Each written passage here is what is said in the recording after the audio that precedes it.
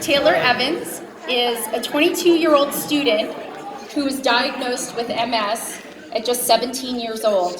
Since her diagnosis, she has been highly dedicated to serving the MS community, regularly volunteering at several MS Society events.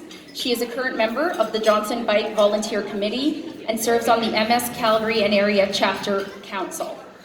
This fall, Taylor started her master's in neuroscience at the University of Calgary, where she researches possible contributing factors to MS disease pathology. Taylor aspires to continue researching MS and pursue a career in neurology. And again, Calgarian. When asked what finding a cure means to her, Taylor answered, "A cure to MS would mean an end to my worrying."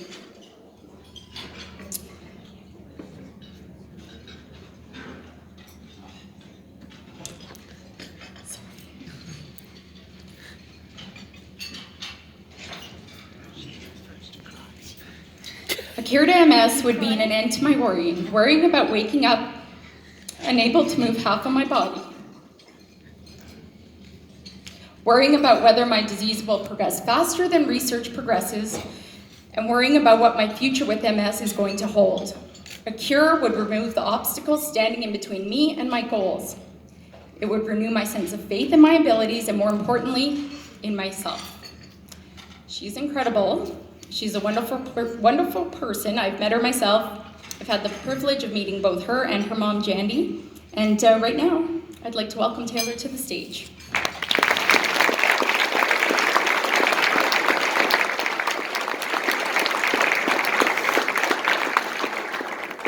Thank you for the introduction, and thank you all for being here tonight.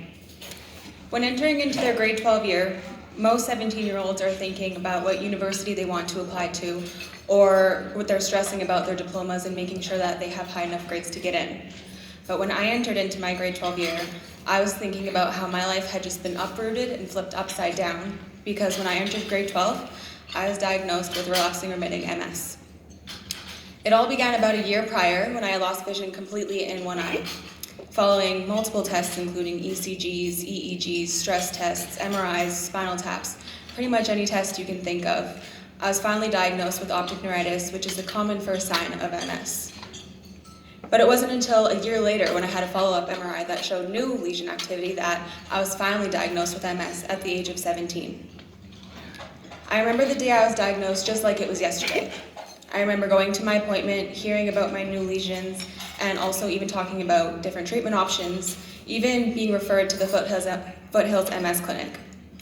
But it wasn't until I got home later and I was getting ready for bed that the stark reality of this diagnosis just washed over me.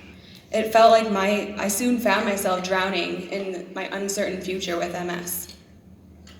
For as long as I can remember, I've always wanted to become a doctor. But now with this new diagnosis, this just no longer seemed feasible. Med school and residency are stressful enough, and if you add into account overnight shifts and being on call and all the studying that you have to do, you don't get enough sleep either. So if we take into account typical MS fatigue, what we have here is a perfect storm for a very serious relapse. And if this relapse impairs my ability to move and to potentially examine patients, then I can't be a doctor anyway, so what's the point of even trying? I began to think that maybe I should just give up my dream of becoming a doctor and think of something else that's more feasible.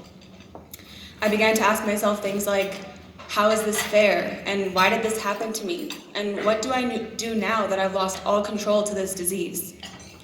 I was slowly being sucked into this tornado of self-loathing and negativity, and this is where I would have remained if it hadn't been for the support of my family and my friends.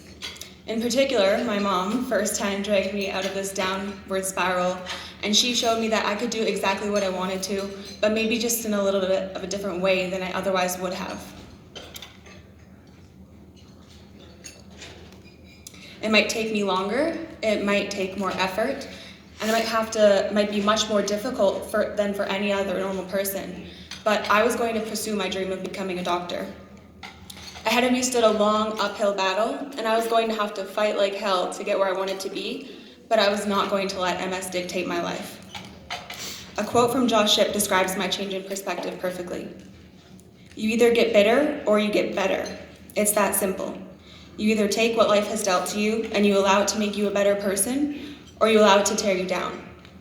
The choice does not belong to fate, it belongs to you. And so after a year after my diagnosis, I made the decision to take my fate into my own hands. Instead of asking myself, how is this fair? I asked, how is this not fair? And instead of asking, why did this happen to me? I asked, why not me? What makes me more special than any person that I don't deserve this? And instead of asking, what do I do now that I've lost all control to this disease? I asked myself, what do I do now to take back my control? This is the very question that led me to where I am now. The best way that I could think to reassert my control was to directly immerse myself in the MS community and start fighting there. So with that, I started volunteering in the recreation program, and I also joined the bike tour committee. But this just didn't seem like it was enough. I wanted to fight head on for myself and for the many others living with MS.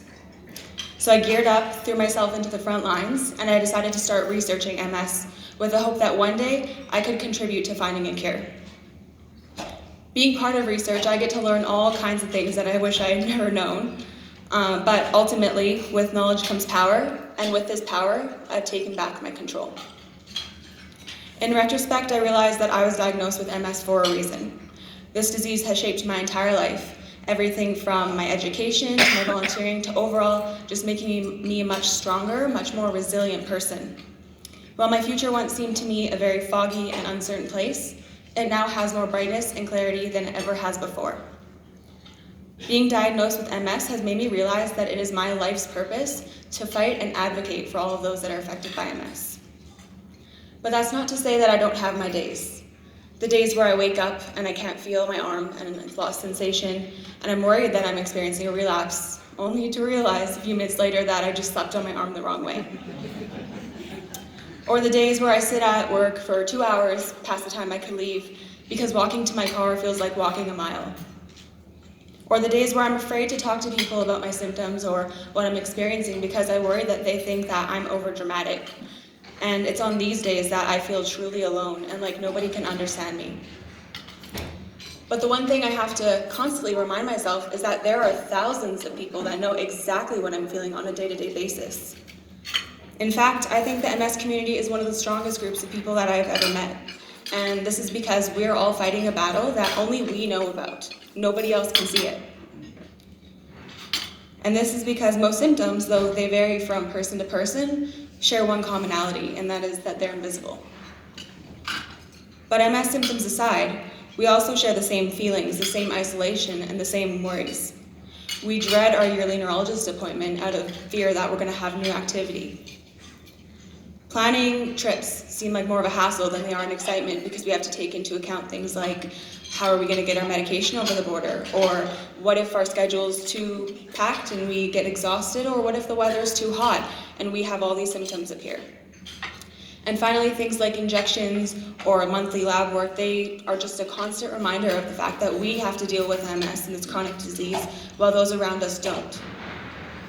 And while this can be incredibly draining to deal with on a day-to-day basis, I think it's also important that we sit back and appreciate the beauty in the fact that we are part of a community of people that can relate so well to one another, despite having never met.